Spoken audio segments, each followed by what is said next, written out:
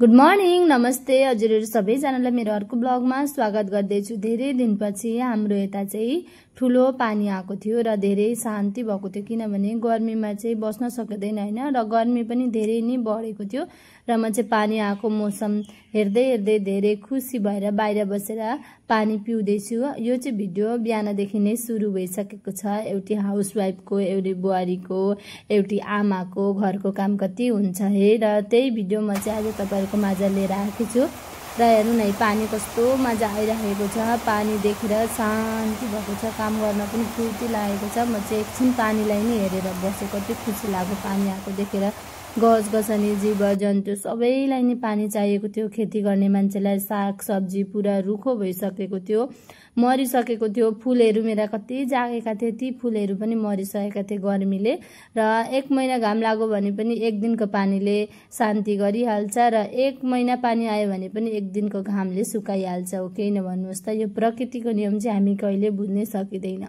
त्यसपछि चाहिँ म चाहिँ धमाधम यता झाडु मार्न थालेँ, र मेरी छोरीलाई चाहिँ पुरा घमौरा निस्केका थिए गर्मी भएर, र मलाई पनि अलिअलि, छोरीलाई चाहिँ धेरै नै भएको थियो। त्यही भएर मैले चाहिँ बलासीको पानी लगाउनु भन्छन् नि त पानी आएको बेला होइन, त्यही भएर टिनको तल चाहिँ पानी थापिदिएकी थिएँ। त्यही पानी लिएर आएर भित्र आएको त डेडीले त सब्जी खोल लिएर आउनु भएको रहेछ। सब्जी खोल चाहिँ हेर्नु न कस्तो मजाले पाकेका छन् है, मलाई चाहिँ धेरै मनपर्छ। पाकेको पनि सब्जी पनि मिठो लाग्छ।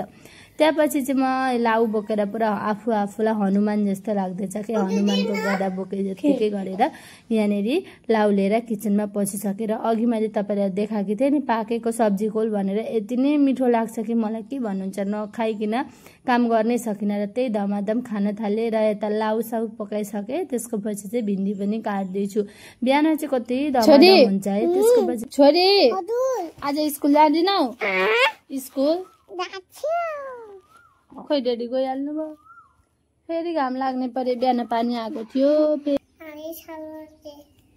अलिक साह्रो भने नमस्ते भएन, नमस्ते भन। मेरो नाम आरोही शर्मा। Good girl. को हो नानी, यो को हो? भाइ छुट्टी म बोलिन, छुट्टी म बोलिन। के गरे के बोलिन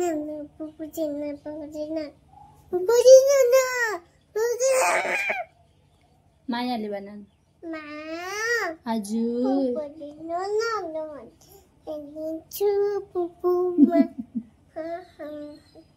फेरि मायाले भन न। हजुर पुपु खाएर के गर्छौ?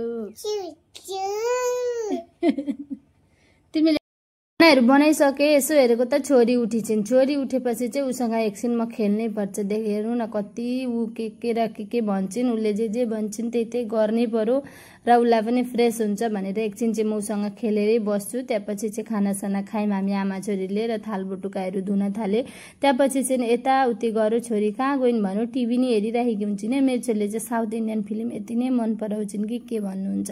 मलाई पनि मनपर्छ नि त, त्यही भएर होला।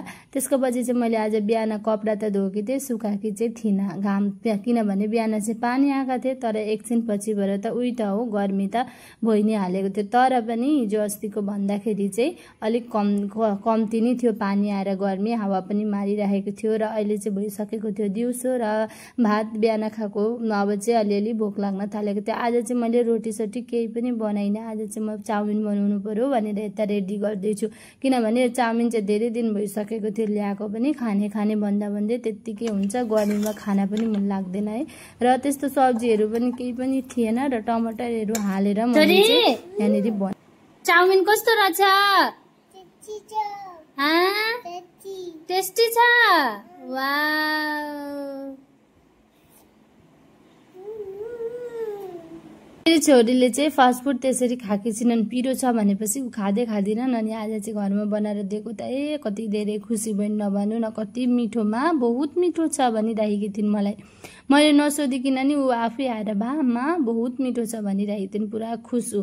त्यसपछि चाहिँ सुताउन लगेको एकदम झेङ गर्न थालिन्। अनि यो केक दिनु पर्यो भनेको, केक चाहिँ उसलाई सबै चाहियो अरे। अनि मैले सिकाउँदै थिएँ सबैलाई बाँडेर खानुपर्छ भनेर। अनि उसलाई डब्बा चाहियो अरे, डब्बामा पनि भर्ती चाहियो अरे। त्यही भएर मैले एउटा केकलाई चाहिँ आधी आधी पारिदिएँ। अनि त्यसपछि चाहिँ यो चाहिँ के हो तपाईँलाई थाहा छ? यो चाहिँ हो कालो निमक। र यो कालो निमक चाहिँ मैले कहाँबाट ल्याएँ भन्ने कुरो म तपाईँहरूको सानो सर्ट भिडियोमा दिनेछु ल। त्यसपछि चाहिँ छोरीलाई सुताएँ मैले। सुताएपछि चाहिँ म चाहिँ निस्केँ दुध लिन भनेर। शामको टाइममा हिँड्न चाहिँ धेरै राम्रो लाग्छ है, होइन भन्नु त। र त्यसको पछि मेरो बाहना पनि छ दुध लिने भनेर, मलाई चाहिँ राम्रो लाग्छ। अनि म चाहिँ निस्केँ। त्यसपछि चाहिँ भइसकेको छ बेलुका। अब बेलुकाको खानाको तयारी गर्ने। एकछिन बस्न पाइँदैन है, यता र उता गर्दा गर्दै समय पार भइहाल्छ। र यसै गरेर बिजी नै समय पार होस्। तपाईँहरूको के गर्नु हुँदैछ? सबैजना आरामै हुनुहुन्छ होला नि त। म चाहिँ सब्जी लिएर बसिसकेको छु। फेरि भेट्ने छु अर्को भिडियोमा। भिडियो कस्तो लाग्यो?